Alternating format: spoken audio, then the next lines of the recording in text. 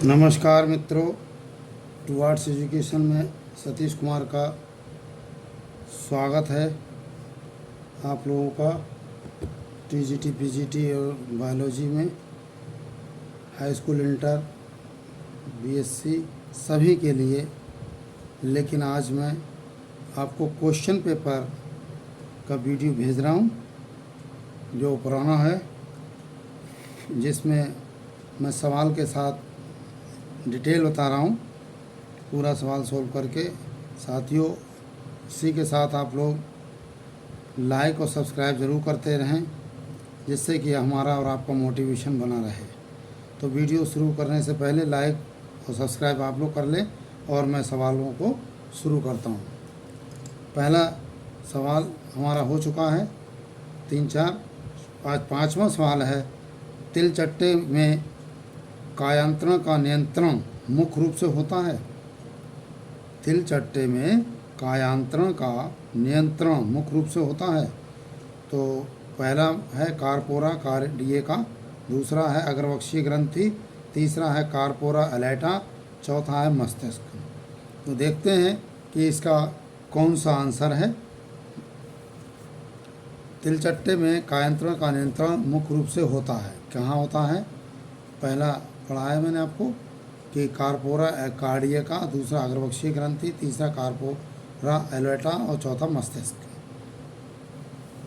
इसमें क्या है कि कायांतरण पहले जान लें हम, कायांतरण क्या होता है। कायांतरण या मेटामॉर्फोसिस एक जीव वैज्ञानिक प्रक्रिया है। ये क्या है? ये एक जीव वैज्ञानिक प्रक्रिया है जिसमें किसी भी जानवर के पैदा होने के या अंडे से निकलने के बाद कोशिकाओं यानी सेल्स जो होती हैं की बढ़ोतरी से उसके शारीरिक ढांचे में कम समय में बड़े परिवर्तन आ जाते हैं। उसे हम कायांतरण या मेटामॉर्फोसिस कहते हैं। क्लियर? जैसे हम कह सकते हैं कि रेंगने वाली इल्ली कैटरपिलर, जो रेंगने वाली इल्ली कैटरपिलर होती है, कायांतरण करके उड़ने वाली तितली बन जाती है। यानी तितली से पहले क्या होता है? इल्ली कैटरपिलर, है ना। और ये जब कायांतरण मेटामॉर्फोसिस कर लेती हैं तो ये उड़ने लगती है। ये कायांतरण कहलाता है। नेक्स्ट है इसमें कायांतरण शब्द का क्या अर्थ है। कायांतरण शब्द का क्या अर्थ है? देखिए, मैं आपको 4 5 सवाल इसमें कराऊंगा। कायांतरण किसे कहते हैं? मेंढक में कायांतरण कैसे होता है? टैडपोल लार्वा का कायांतरण, कायांतरण का अर्थ क्या है? कायांतरण के कारक कौन कौन हैं? कायांतरण किसे कहते हैं? मेंडल के जीव की विभिन्न अवस्थाओं के नाम बताइए। ये 4 5 सवाल हैं। इन सवालों को मैं आपको डिस्क्रिप्शन में कराऊंगा। तो दूसरा है कि कायांतरण शब्द का क्या अर्थ है। कायांतरण एक जैविक प्रक्रिया है। क्या है? कायांतरण एक जैविक प्रक्रिया है जिसके माध्यम से एक जानवर जन्म या अंडे से निकलने के बाद शारीरिक रूप से विकसित होता है। इसमें कोशिका के विकास और विभेदन के माध्यम से, कोशिका यानी सेल के विकास और विभेदन के माध्यम से पशु के शरीर की संरचना में एक विशिष्ट और अपेक्षाकृत परिवर्तन हो जाता है। इसी को मेटामॉर्फोसिस यानी एक ग्रीक शब्द है जिसका अर्थ है परिवर्तन या काया परिवर्तन। ये होता है कायांतरण शब्द का अर्थ। अब अगला सवाल है मेरा कि कायांतरण क्या है, इसे मेंढकों में समझाइए। कायांतरण है क्या? तो मेंढक के अंडे, टैडपोल या लार्वा और वयस्क मेंढक, देखिए, मेंढक के अंडे, टैडपोल या लार्वा और वयस्क मेंढक, कायांतरण के दौरान टैडपोल के शरीर एक वयस्क मेंढक बनने के लिए बदल जाता है। इसी को कायांतरण कहते हैं। पहले देखा होगा आपने, पहले मेंढक के अंडे होते हैं, अंडे के बाद वो छोटे छोटे मछली की तरह बन जाते हैं, लार्वा वह है ना, टैडपोल जाता है वयस्क में, जो मेंढक बन जाते हैं। इसी को कायांतरण कहते हैं। जैसे और भी है कुछ चेंज इसमें होता है कि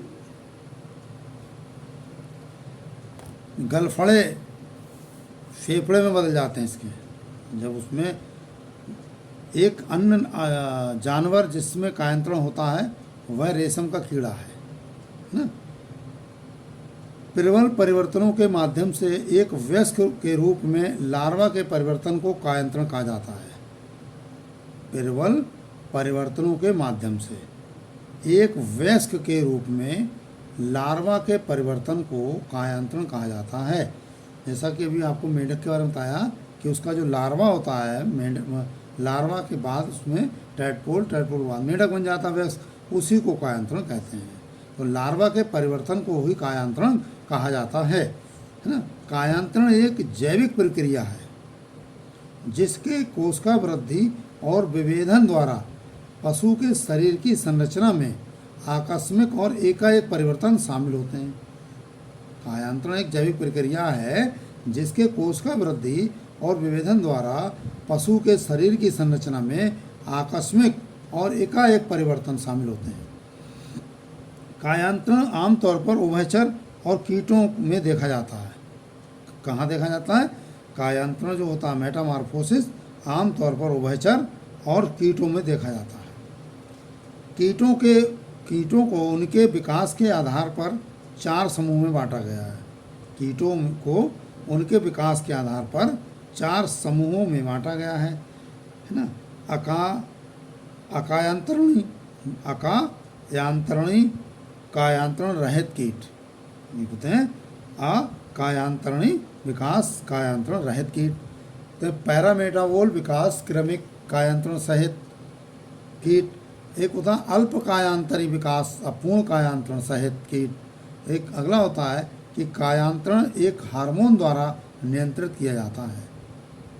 नेक्स्ट है युवा लार्वा चरणों में एक छोटी ग्रंथि होती है जिसे अंडाभ पिंड कहा जाता है। ये देखिए, युवा लार्वा चरणों में एक छोटी ग्रंथि होती है जिसे अंडाभ पिंड कहा जाता है। मेन छोटी ग्रंथि और अंडाभ पिंड है। अगर छोटी ग्रंथि ना हो और अंडाभ पिंड या हो ऑब्जेक्ट में, तो हमारा उत्तर दोनों सही होंगे। युवा लार्वा है कोई, लार्वा के चरणों में एक छोटी ग्रंथि होती है जिसे अंडाभ पिंड भी कहा जाता है। अंडाभ पिंड किशोर हार्मोन का स्राव करता है। अंडाभ पिंड किशोर हार्मोन का स्राव करता है। अंडाभ पिंड जो होता है, इसी से किशोर हार्मोन का स्राव होता है, तो इसी से आगे वयस्क कीट बन जाता है ना। किशोर हार्मोन हटाने से एक अपरिपक्व लार्वा पैदा होता है। अगर हमने किशोर हार्मोन हटा दिया लार्वा से, तो उसमें फिर वो वहीं की वहीं रुका रहेगा, आगे बढ़ेगा ही नहीं, है ना। तो क्या होता है, एक अपरिपक्व लार्वा पैदा हो सकता है जो इसके अगले निर्मोचन पर प्यूपा बनता है। मान लो किसी में किशोर हार्मोन नहीं है किसी कीट में, तो उसके अगले, तो क्या होगा, जो लार्वा पैदा होता है जो इसके अगले निर्मोचन पर प्यूपा बनता है, जिसके परिणाम स्वरूप एक लघु वयस्क का निर्माण हो जाता है। इसमें एक छोटा वयस्क बनता है, लघु वयस्क का निर्माण हो जाता है। इस प्रकार तिलचट्टे में जो कायांतरण होता है वो मुख्य रूप से अंडाभ पिंड द्वारा नियंत्रित होता है या छोटी ग्रंथि द्वारा ना। एक ही चीज़ है दोनों में। यही आंसर है, जो आंसर हम लोग खोज रहे हैं यही है कि इस प्रकार तिलचट्टे में कायांतरण मुख्य रूप से अंडाभ पिंड द्वारा नियंत्रित होता है। अब उसमें अंडाभ पिंड तो है नहीं, उसमें ये अंडाभ पिंड नहीं है, लेकिन उसमें छोटी ग्रंथि तो है, तो एक ही चीज़ है दोनों। तो ये आंसर इसका ये रहेगा। अगला है इसमें कि एडिशनल इन्फॉर्मेशन में कि कीटों में कायांतरण के आंतरिक रूप से हार्मोन द्वारा शुरू होता है। जो अभी पीछे बताया गया था कि उसमें जो होता है किशोर में हार्मोन होता है, किशोर हार्मोन। कीटों में कायांतरण के आंतरिक रूप से हार्मोन द्वारा शुरू होता है। इकडीसोन हार्मोन, एक नया नाम और आ गया। इकडीसोन हार्मोन को अग्रवक्षीय ग्रंथि द्वारा स्रावित किया जाता है। यही आपके ऑब्जेक्ट में दिया हुआ अग्रवक्षीय ग्रंथि, छोटी ग्रंथि या अंडाभ पिंड, ये सब एक ही चीज़ है। तंत्रिका स्रावी पिंड एक hormone thoracic trophic hormone PTTH का स्राव करता है जो अग्रवक्षीय ग्रंथि को सक्रिय करता है ना। ये जो सवाल हमारा है उसका कि तंत्रिका स्रावी पिंड एक हार्मोन अतः पीटीटीएच का स्राव करता है जो अग्रवक्षीय ग्रंथि को सक्रिय करता है। अगला है कायांतरण कैसे करें। कायांतरण कैसे करें, तो ये देखिए, कायांतरण यानी मेटामॉर्फोसिस लार्वा के कुछ विशेष परिवर्तनों द्वारा वयस्क जंतु में बदलने की प्रक्रिया को कायांतरण कहते हैं। जैसे टैडपोल रूपांतरित होकर वयस्क में बदल जाता है, जो छलांग लगा सकता है और तैर सकता है। कुछ विशेष परिवर्तनों के साथ टैडपोल का कायांतरण होता है। नेक्स्ट है कितने जानवर कायांतरण से गुजरते हैं। कितने जानवर गुजरते हैं बताइए, कितने जानवर कायांतरण से गुजरते हैं। तो ये सभी जानवरों की 80% प्रजातियां कायांतरण या काया पलट का अनुभव करती हैं। मेंढक से लेकर फ्लैट फिश और तितलियों से लेकर जेली फिश तक वैज्ञानिक इस बात से बहुत हैरान हैं कि ये इतना आम कैसे हो गया है। ये इतना आम कैसे हो गया है। इसका है कि विशेष रूप से अलौकिक माध्यमों से एक अलग भौतिक रूप में बदलना, है ना, बदलना के रूप या स्वरूप को आश्चर्य ढंग से बदलना, ये रूपांतरित करना कारण चट्टान काया पलट से गुजरना होता है। आकर्मक क्रिया आती है एक इसमें, आकर्मक क्रिया वो काया पलट से गुजरती है। ठीक है, कायांतरण क्यों होता है। सवाल उठता है कि कायांतरण क्यों होता है।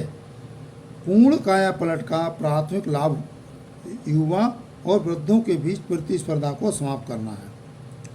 पूर्ण कायांतरण का प्राथमिक लाभ युवा और वृद्धों के बीच प्रतिस्पर्धा को समाप्त करना होता है। लार्वा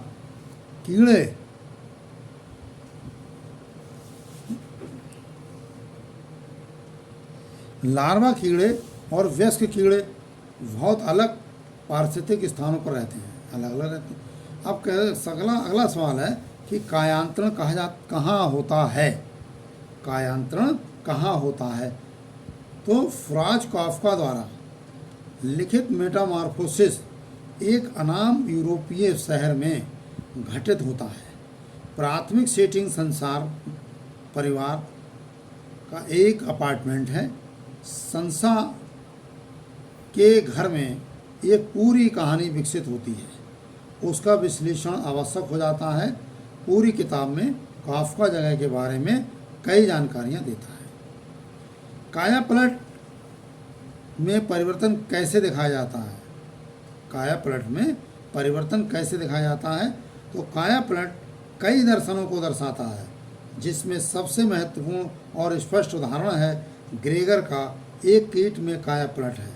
हालांकि कहानी शुरू पर ग्रेगर का शारीरिक परिवर्तन पूरा हो गया है, वह एक संबंधित परिवर्तन से भी गुजरता है। एक मनोवैज्ञानिक परिवर्तन के रूप में वह अपने नए शरीर को अपनाता है। ये परिवर्तन है। कायांतरण कौन सा जानवर करता है। भृंग, देखिए कौन कौन सा, भृंग, तितलियां, मक्खियां और ततैया काया पलट के 4 चरणों वाले कीड़ों में से एक हैं। ये 4 चरणों में करते हैं। कुछ कीड़े जैसे टिड्डे और दीमक की अवस्थाएं कम होती हैं। कीड़ों के अलावा अन्य जानवरों में भी काया पलट होता है। अधिकांश उभयचर कायांतरण से गुजरते हैं। केंचुए और टिड्डे कायांतरण नहीं करते हैं। ये ध्यान रखना, कायांतरण के लिए अगर केंचुए का नाम टिड्डे का नाम है तो पहले हटा देना कि ये तो है ही नहीं आंसर। काया पलट क्यों पर महत्वपूर्ण है। काया पलट क्यों महत्वपूर्ण है, तो काया पलट उन प्रमुख तत्वों में से एक है जो कीड़ों को इतना सफल बनाता है। कई कीड़ों की अपरिपक्व अवस्था होती है और उनका निवास स्थान वयस्कों से बिल्कुल अलग होता है। भाई वयस्क अलग एक्टिविटी करते हैं, वो जो उनके लार्वा वगैरह होते हैं अवयस्क वो अपने अलग एक्टिविटी करते हैं और वो अलग जगह रहते हैं, वो अलग जगह रहते हैं, रहने का भी अलग अलग होता है। इसका मतलब ये है कि पंख वाले वयस्कों के रूप में कीड़े नए आवासों में फैलने में सक्षम होते हैं। वयस्कों के रूप में कीड़े नए आवासों में फैलने में सक्षम होते हुए भी अक्सर मूल्यवान खाद्य संसाधनों का शोषण कर सकते हैं। नेक्स्ट है, क्या मनुष्यों में कायांतरण होता है? सवाल है, क्या मनुष्यों में भी कायांतरण होता है? ये भी सवाल उठता है। तो उभयचर कीड़े, क्रस्टेशियंस, ट्यूनिकेट्स और मॉलस्क काया पलट से गुजरते हैं, लेकिन मनुष्य काया पलट से नहीं गुजरते हैं। क्यों? इसमें आपने देखा होगा, ऐसा तो नहीं मनुष्य अंडे देता या उड़ने लगता है, कोई ऐसा नहीं। मतलब जैसा जन्म लेता है वैसा ही वृद्धि करता है, ग्रोथ करता है, वही 4 हाथ पैर। लेकिन ये नहीं कि पहले तैर रहा है पानी में, फिर कहीं मिट्टी में रह रहा है, या ऐसा नहीं है। इसलिए मनुष्यों में कायांतरण नहीं होता है, लेकिन उभयचरों में कहाँ कहाँ होता है? क्रस्टेशियंस, ट्यूनिकेट्स और मॉलस्क में कायापलट पाए जाते हैं। अगला है, क्या मछली अधूरी कायांतरण है? क्या मछली अधूरी कायांतरण है? तो इसका मतलब है कि अपूर्ण कायापलट वहाँ होता है, अपूर्ण या अधूरा, जहाँ 4 से कम चरण होते हैं। देखिए, जहाँ 4 चरण हो रहे हैं वहाँ तो पूर्ण कायापलट है, और जहाँ 4 से कम हो रहे हैं वो अपूर्ण कायापलट है। जो कई मछलियों का मामला है। अंडे सेने के कुछ ही समय बाद कई मछलियों में अनिवार्य रूप से एक वयस्क की सभी विशेषताएं होती हैं। एक समान मछली का जीवन चक्र एक अंडे से शुरू होता है। देखिए, इसमें भी अंडे होते हैं, है ना। अब है कि मेढक में कायांतरण का नियमन कौन सा हार्मोन करता है? नेक्स्ट है, मेढक में कायांतरण का नियमन कौन सा हार्मोन करता है?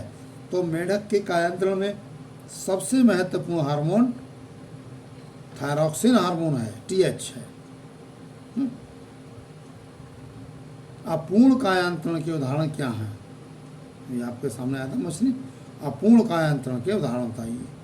तो अपूर्ण कायांतरण क्या है? जिसमें 4 चरणों से कम चरणों में होता है, उसे अपूर्ण कायांतरण कहते हैं। अधूरा कायापलट दीमक, जूं, सच्चे कीड़े, टिड्डे, प्रार्थना करने वाले मंटिस, झींगुर और तिलचट्टे, इनमें क्या होता है? इनमें होता है पूर्ण और अपूर्ण दोनों कायापलट कीड़ों में अलग अलग प्रकार का होता है। अब अगला सवाल है कि कायांतरण कितने प्रकार के होते हैं? कायांतरण कितने प्रकार के होते हैं? अब इसका आंसर है कि ऊष्मीय कायांतरण के 2 प्रकार होते हैं, एक संपर्क कायांतरण और एक प्रादेशिक कायांतरण।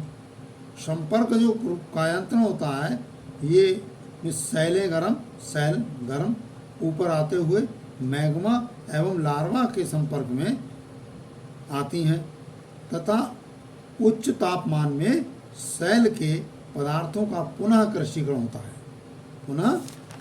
होता है।